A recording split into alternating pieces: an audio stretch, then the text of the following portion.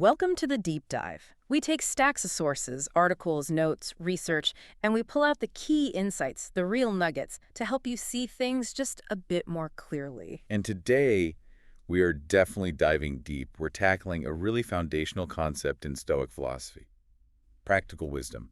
The Greeks called it phronesis. Right.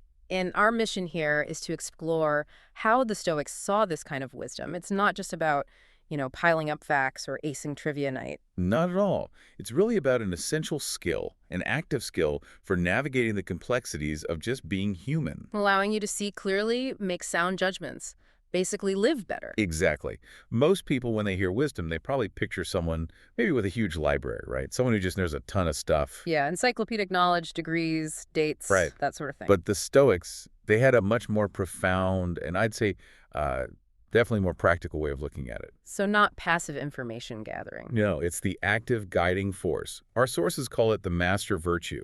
Think of it like the captain steering the ship of your character. The captain, I like that. Wow. Steering your moral compass, making sure you're heading in the right direction. Precisely.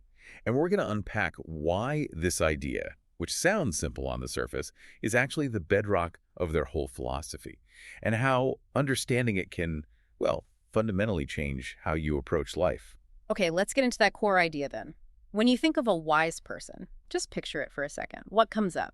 Is it the professor with all the letters after their name? The historian who knows every detail? That's definitely the common image, isn't it? We equate wisdom with intellectual firepower, with memory. What someone knows. Right.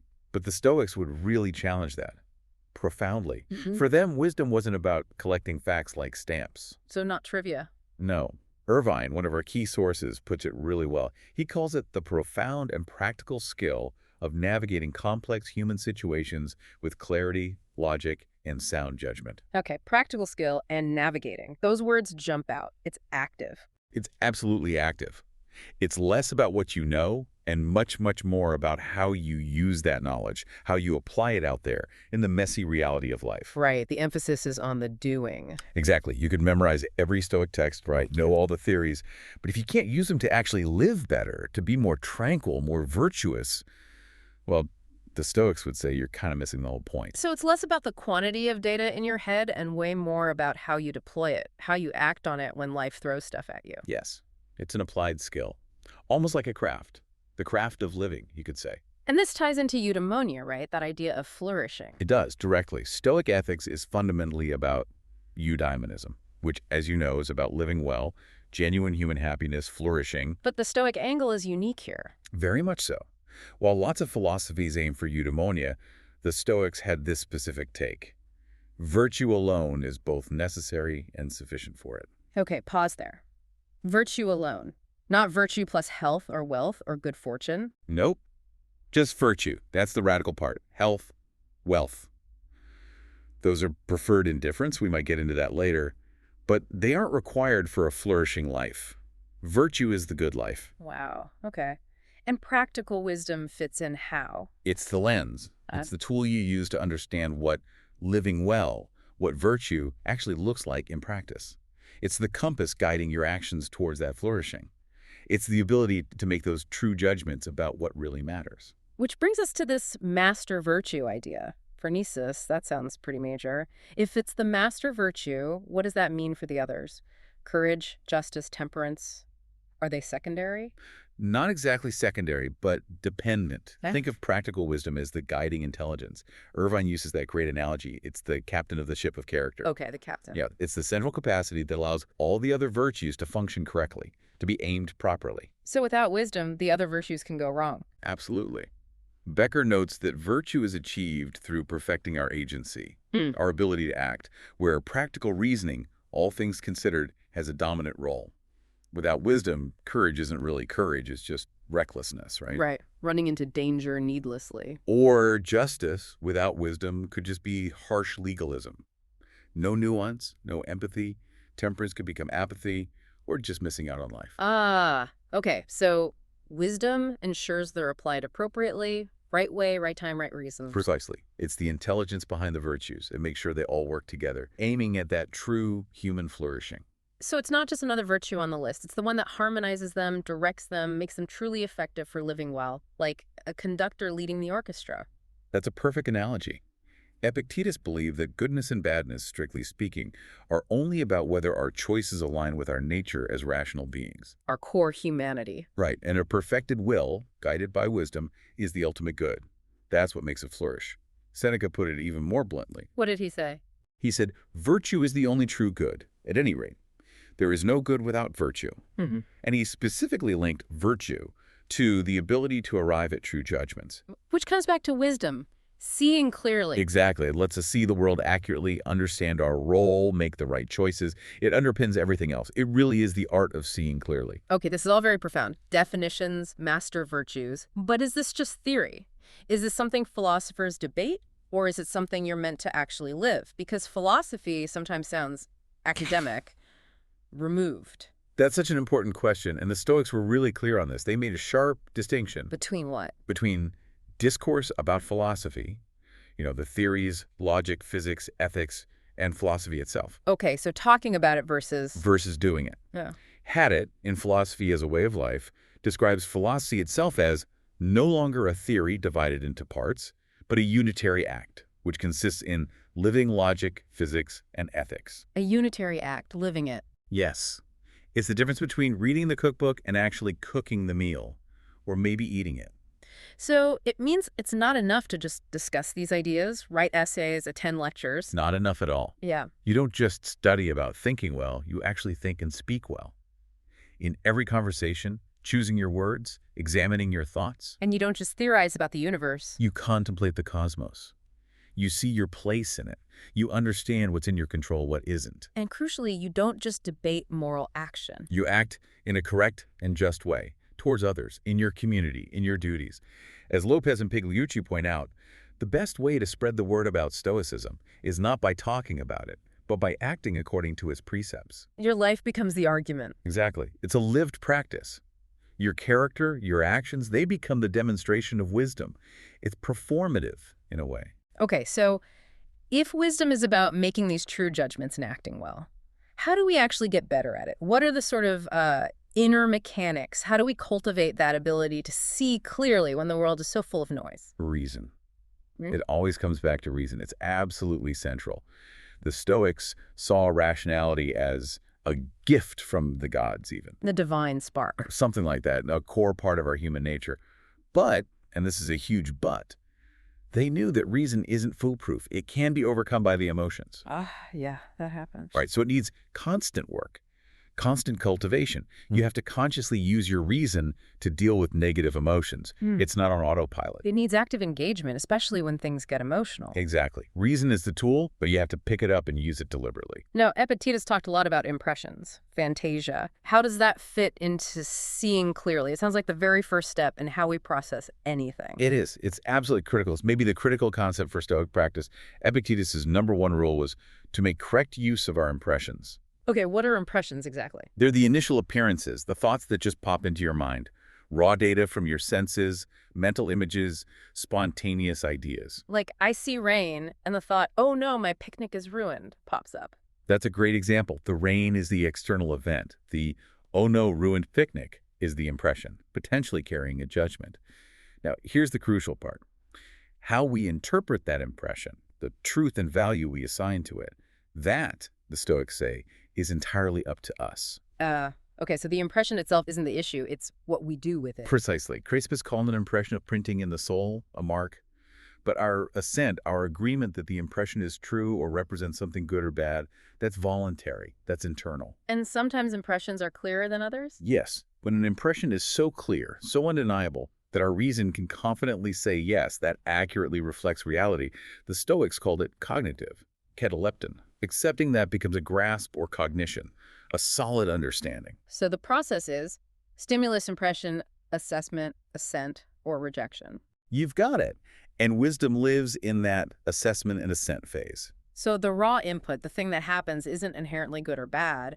It's our processing. The judgments we layer on top, that's where things get distorted, where we stop seeing clearly. That's exactly it. And this leads to the idea of mental hygiene or purification. Purification, like cleaning up our thoughts. Kind of. Marcus Aurelius used that term, catharsis, purification of the mind. It means actively working to separate your value judgments from the external events themselves. Okay, give me an example. Your picnic example. The rain itself isn't bad. It just is. The badness, the ruin part, comes from our judgment, our thinking that rain means a bad outcome for our plans. So the awfulness comes from us, not the event. Right. Robertson points out it derives from our own thinking, our value judgments, and our way of responding, rather than the thing itself. The purification is stripping away those added layers. It feels like we view the world through these glasses, tinted with our opinions, our fears, our desires. That's a fantastic analogy. Marcus actually used a similar one. He compared opinions to beams of sunlight shining on external objects. The object is just there. The opinion is like the light we cast on it. And the errors, the distortions, are in the light we project, not the object itself. Exactly. Falsehood and error are always located in the opinion which we add. Realizing our judgments are just these projections, our mental additions, helps us separate them from objective reality. That is seeing clearly, recognizing what's external and what's our internal voluntary reaction. Okay, but doing that consistently, that sounds incredibly hard, especially when emotions flare up. It takes serious discipline not to just react instantly. Oh, it takes enormous discipline and constant practice. That's why one of the absolute key skills is the power of the pause. The pause. Yes, the ability to just stop, to recognize your impression as just an impression before you react to it. Intercepting it. Right. Especially with strong emotions like anger. Anger grabs your attention, right? It shuts down clear thinking almost immediately. Seneca said reason just goes out to lunch. Huh. Yeah, I know that feeling. So the pause creates space. It creates that crucial space, a moment of intentional stillness between the trigger and your response. Epictetus advised, if you pause at the earliest signs of anger, just that first little flicker, Yeah. you'll find it easier to control yourself and not do something you may regret. It's resisting that immediate gut reaction. Pigliucci calls this resistance very, very important. That micropause where you reclaim control. Exactly. Where reason gets a chance to step back in, to do that purification work, to apply wisdom. You choose your response instead of being swept away by impulse. How do you keep this up, though, this clear seeing, this pausing? How do you maintain it all day, every day, not just when you remember to or when something big happens? It sounds exhausting. It requires constant vigilance. That's the Stoic practice of prosoche, which means attention. Attention, like mindfulness. Very similar, yes. Marcus Aurelius really emphasized concentrating on the present moment, but he broke it down specifically. How so? He said focus on three things. The present representation, seeing what's in front of you without adding judgment. The present action ensuring what you're doing right now is virtuous. And the present inner disposition, checking if your desires and aversions are aligned with reason. Wow. Representation, action, disposition, all in the present. Right. It's the fundamental practice. Maintaining that awareness in everything. That does sound like a continuous mental workout. It is. And Haddett stresses that nothing should escape this vigilance. Your relationship to fate, to the world around you, your relationships with other people, and critically, your relationship with yourself. Making sure your will is aimed at virtue. Because that's the only thing truly under your control. By constantly applying prosoche, you stop unexamined impressions from running the show. You ensure your actions match your reasoned judgments.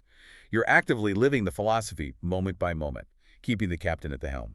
Okay, so practical wisdom isn't just about understanding things internally. It's fundamentally about acting well out in the world, especially when things get tough, right? When adversity hits. How does this art of seeing clearly help us navigate those really difficult times? That's where it really shows its value.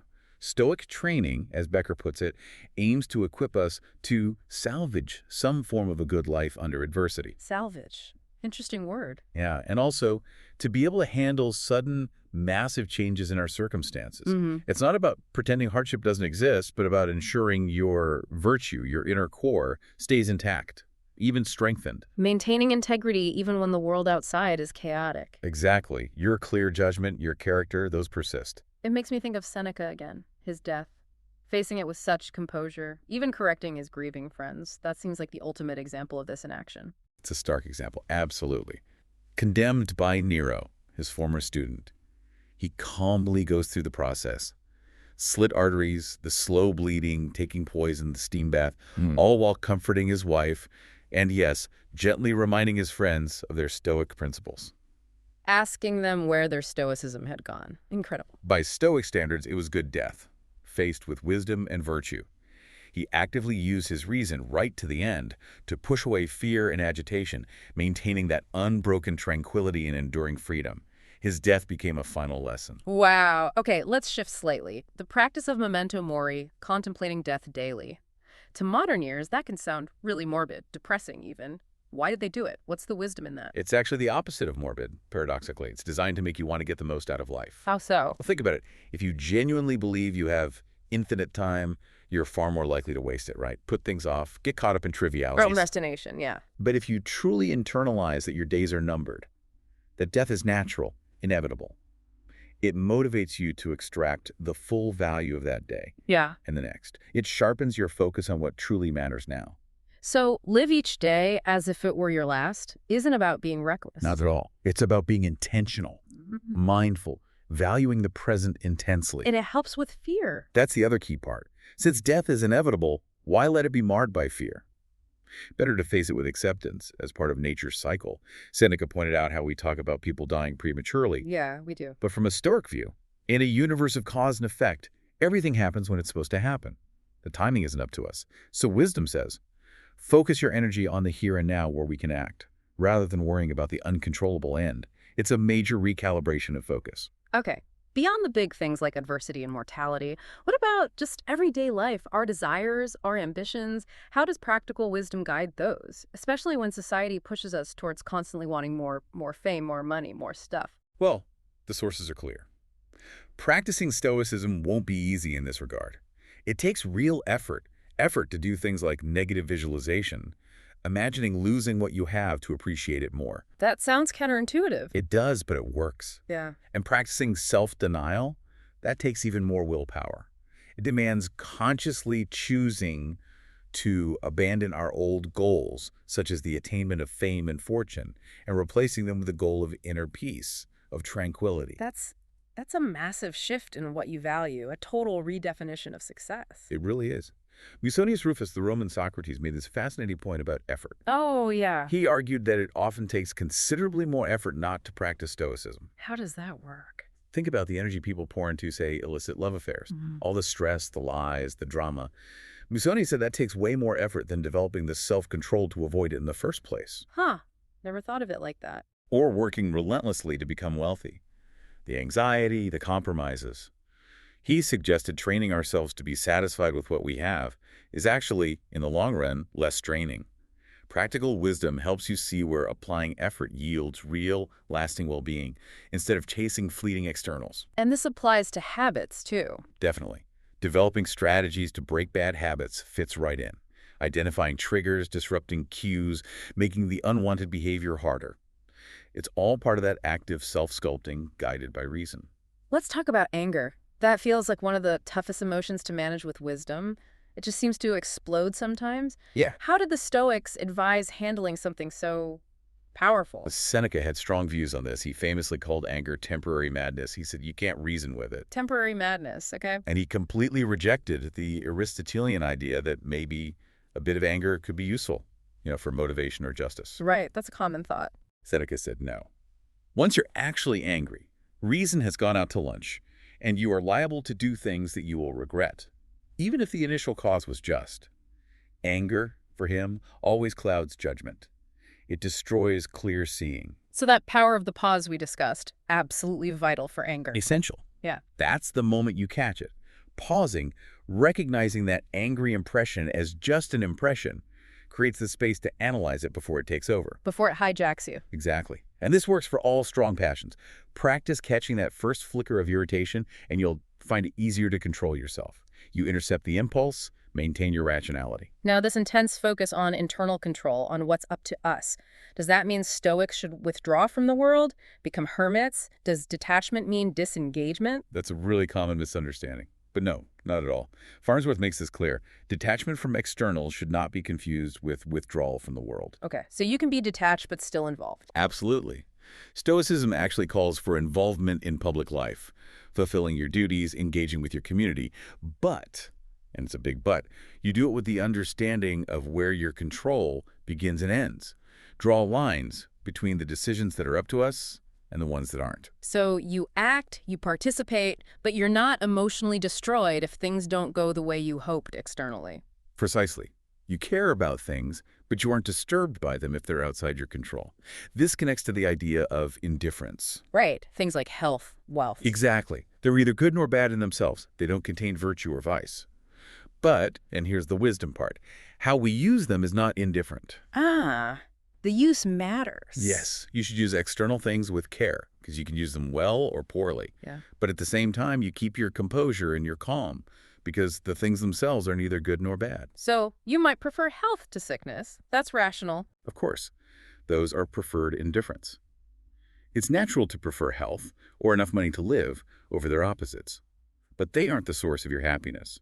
Their value is totally different in kind from the value of virtue. So you strive for them, maybe work for them, but your well-being isn't ultimately tied to whether you get them or not. You've nailed it. Yeah. Your happiness stays anchored internally, in your character, in your virtuous choices. What about relationships then? Friendship, family? Are those also indifferent? That seems harder to swallow. How can you be detached from people you love? That's a great question, and it shows a key nuance. Epictetus, while stressing self-improvement, was clear that this should not be at the expense of neglecting one's social relationships. Humans are social creatures. Okay, so we don't just dismiss people as externals. No, and friendship itself. The Stoics saw it as intrinsically valuable, something choice-worthy for his own sake. Not just useful, but good in itself. Intrinsically valuable. Okay. Some even argued that in a true, wise friendship, each friend values his friend's reason equally with his own. It's a partnership in virtue, based on mutual respect for each other's rational nature. Okay, but here's the tension I feel. If you value a friend intrinsically, doesn't that make you vulnerable? Doesn't that conflict with the inner citadel idea, the not being disturbed by externals? If you lose that friend, surely that's disturbing. That is the crux of it, isn't it? And the Stoic answer lies in where you locate your ultimate valuables. Seneca tells that incredible story about Stilbo. Remind me. His city was sacked, destroyed. He lost his home, his children, his wife, everything external. And Demetrius, the conqueror, asks him if he's lost anything. And Stilbo says. He says, with total calm, I have all my valuables with me. Meaning? Meaning his character, the qualities of a just, a good, and an enlightened character. Yes. His virtue, that couldn't be taken away by soldiers or fire. Wow. It's profound self-sufficiency. It is. It doesn't mean he didn't feel grief or loss. No. Stoics aren't robots. But his fundamental well-being, his eudaimonia, wasn't dependent on those externals, however precious they were. His true treasure was internal, unshakable. He saw clearly what was truly his. Okay, this whole picture is incredibly compelling. Transformative, even. Building this inner citadel, seeing clearly, acting virtuously. But it also sounds like hard work, like really hard work, not something you just pick up casually. Oh, it's definitely not casual. The sources are very upfront about this. Irvine states plainly, practicing Stoicism won't be easy. It takes effort to do negative visualization, even more effort for self-denial. And people might resist that, right? The idea that a philosophy requires effort. Many will. Yeah. People often want the quick fix, the easy path. But the Stoics would argue, as Musonius did, that the effort involved is often less than the suffering caused by not practicing it, the turmoil of unchecked emotions, bad habits, misplaced values. So it's not a download, it's construction. Building something strong piece by piece. Exactly. Nobody's just born with an inner citadel. You have to build it through consistent daily practice. Ryan Holiday uses the analogy of an archway. How's that work? An arch gets stronger when weight is placed on it. The pressure binds the stones tighter. Similarly, facing challenges with wisdom doesn't break you. It strengthens your character, your resolve. Every difficulty is practice. That reframes obstacles completely. They become training opportunities. Precisely. Opportunities to flex that muscle of practical wisdom. As we're trying to build the citadel, trying to see clearly, who can we look to? Who are the historical figures who really lived this? Having role models helps make it feel more achievable. Absolutely. And we have some incredible examples from antiquity. Seneca, for one, we've mentioned him a lot. Tutor to Nero, wealthy statesman, playwright. And his letters are so practical. Immensely practical, full of advice on handling grief, anger, anxiety, facing death. Despite the complexities and maybe contradictions in his own life, his writings offer profound guidance. Then there's Epictetus. His story is just amazing. Born a slave, physically disabled, gains his freedom, becomes a renowned teacher. Exiled by an emperor. Right. Exiled by Domitian, sets up school again in Greece. His teachings, recorded by Arrian, are laser-focused on that dichotomy of control. What's up to us, what isn't. His whole life embodies moving from total external powerlessness to complete inner freedom through wisdom. A living testament. Definitely. And then, the most famous, perhaps, Marcus Aurelius, the Emperor of Rome. Writing his meditations in private. Exactly. Not for publication, just his personal journal, trying to apply Stoic ethics while running an empire, fighting wars, dealing with plagues. Unimaginable pressure. And he credited his teacher, Rusticus. Yes, for pushing him towards the practical ethics, not just theory. He shows that Stoicism isn't just for philosophers in robes, it's for people in the trenches, whatever their station. And we shouldn't forget Musonius Rufus, the Roman Socrates. Right, the practical advocate. Hugely practical. Argued philosophy was essential for women, too, for building character. Taught while doing manual labor to show it wasn't just for intellectuals, he really drove home that virtue is a skill you practice, like carpentry or medicine. These figures, from emperors to former slaves, they show the breadth of it. They really do. They offer powerful, diverse examples of practical wisdom in action. So let's try and wrap this up. We've taken this deep dive into practical wisdom, phronesis. What's the big takeaway? It seems clear it's not some dusty old concept, not an intellectual trophy. Not at all. It's a muscle, a Yeah. skill you actively hone, a way of being that shapes every moment. And the core of it is living it, not just knowing it. Exactly. As Lopez and Pigliucci say, a philosophy of life must first and foremost be lived. The best advertisement for Stoicism isn't talking about it. It's acting according to it. Right. Your actions become the evidence. And the proof is in the pudding, so to speak. How you behave changes. If you're truly practicing, it will show. You'll be less prone to anger or impatience, maybe a better listener, a better friend, more genuinely concerned for others. That daily transformation, that's the real art of practical wisdom. It's the journey of becoming, not just knowing, living with clarity and purpose. So we've explored Stoic practical wisdom, phronesis, not just knowing stuff, but the art of seeing clearly, judging soundly, and navigating life well. It's the captain of character, guiding all the other virtues. Yeah, from handling our initial impressions, purifying our judgments, pausing before reacting, to building self-control, rethinking what we truly value, and drawing inspiration from people like Seneca, Epictetus, Marcus. It's a demanding path, but one that leads towards real strength and tranquility. So for you listening, what does this mean? It means wisdom isn't some final destination reached through accumulating facts. It's a skill, something you practice and apply every single day, in every choice, every interaction. It's how you actively shape your experience. And maybe think about this as a final thought. It's a powerful challenge from Seneca. Count yourself happy only when all your joys are born of reason, and when, having seen the things that everyone clutches at or prays for or watches over, you find, I do not say nothing you prefer, but nothing you require. Nothing you require externally. Right. What might it mean for you to truly anchor your happiness in what you require internally, your virtue, your clarity, your reason, rather than constantly clutching at those external things that fate can always take away? That's a question worth sitting with on your own path to practical wisdom.